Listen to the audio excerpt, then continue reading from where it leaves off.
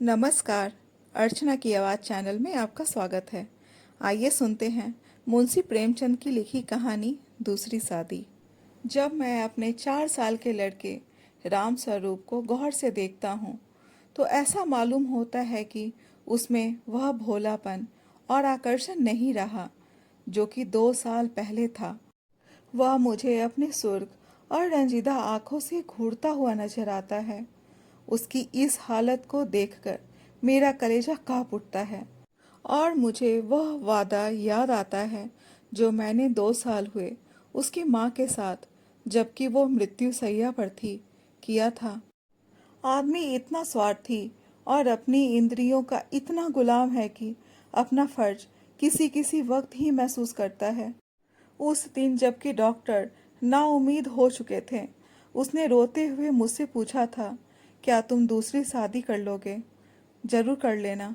फिर चौंक कर कहा, मेरे राम का क्या बनेगा? उसका ख्याल रखना अगर हो सके। मैंने कहा, हाँ हाँ, मैं वादा करता हूँ कि मैं कभी दूसरी शादी ना करूँगा।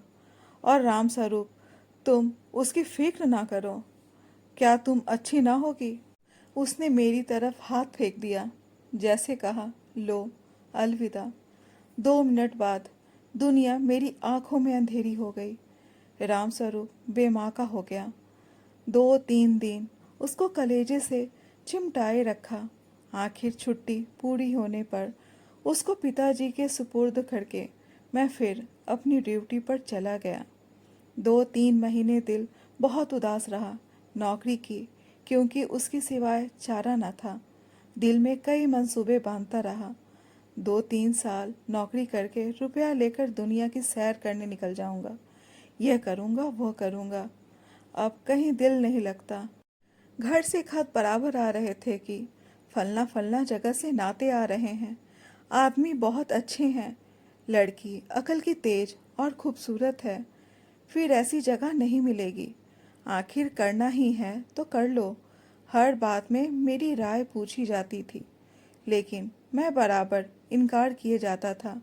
मैं हैरान था कि इंसान किस तरह दूसरी शादी पर आमादा हो सकता है, जबकि उसकी सुंदर और प्रतिप्राणा स्त्री को, जो कि उसके लिए स्वर्ग की एक भेंट थी, भगवान ने एक बार छीन लिया। वक्त बीतता गया। फिर यार दोस्तों के तगाजे शुरू हो गए। कहने लगे, जाने भी दो, औरत पैरों की जूती है। जब एक फट गई दूसरी बदल ली। स्त्री का कितना भयानक अपमान है, यह कहकर मैं उनका मुंह बंद कर दिया करता था। जब हमारी सोसाइटी, जिसका इतना बड़ा नाम है, हिंदू विधवा को दोबारा शादी कर लेने की इजाज़त नहीं देती, तो मुझको शोभा नहीं देता कि मैं दोबारा एक कुंवारी से शादी कर लूं। जब तक यह कलंक हमारी कौम से दूर नहीं हो जाता, मैं हरगिज, कुंवारी तो दूर की बात है, किसी विधवा से भी ब्याह ना करूंगा। ख्याल आया, चलो नौकरी छोड़कर इसी बात का प्रचार करें। लेकिन मंच पर अपने दिल के ख्यालात जुबान पर कैसे लाऊंगा? भावनाओं को व्यवहारिक रूप देने में, चरित्र मजबूत बनाने में जो कहना, उसे करके दिखाने में हम में कितनी कमी है, यह मुझे उस वक्त मालूम हुआ जबकि 6 माह बाद मैंने एक कुंवारी लड़की से शादी कर ली। घर के लोग खुश हो रहे थे कि चलो किसी तरह माना। उधर उस दिन मेरी बिरादरी के 2-3 पढ़े लिखे रिश्तेदारों ने डांट बताई। तुम जो कहा करते थे मैं बेवा से ही शादी करूंगा, लंबा चौड़ा व्याख्यान दिया करते थे, अब वो तमाम बातें किधर गईं? तुमने तो एक उदाहरण भी ना रखा जिस पर हम चल सकते। मुझ पर जैसे घरों पानी फिर गया।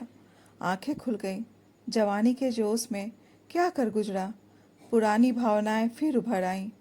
और आज भी मैं उन्हीं विचारों में डूबा हुआ हूँ। सोचा था नौकर लड़के को नहीं संभाल सकता, औरतें ही इस काम के लिए ठीक हैं। ब्याह कर लेने पर जब औरत घर में आएगी तो राम स्वरूप को अपने पास बाहर रख सकूंगा और उसका खासा ख्याल रखूंगा। लेकिन वह सब कुछ गलत अक्षर की तरह मिट गया। राम स्वरूप को आज फिर वापस गांव पिताजी के पास भेजने पर मजबूर हूँ। क्यों? यह किसी से छिपा नहीं। औरत का अपने सौतेले बेटे से प्यार करना एक असंभव बात है। ब्याह के मौके पर सुना था लड़की बड़ी नेक है, 100 जनों का खास ख्याल रखेगी और अपने बेटे की तरह समझेगी। लेकिन सब झूठ। औरत चाहे कितनी नेक दिल हो, वह कभी अपने सौतेले बच्चे से प्यार नहीं कर सकती। और यह हार्दिक दुख वह वादा तोड़ने की सजा है जो कि मैंने एक नेक बीवी से उसके आखिरी वक्त में किया था। कहानी अच्छी लगी हो तो कहानी को लाइक, शेयर और चैनल को सब्सक्राइब जरूर करें। धन्यवाद।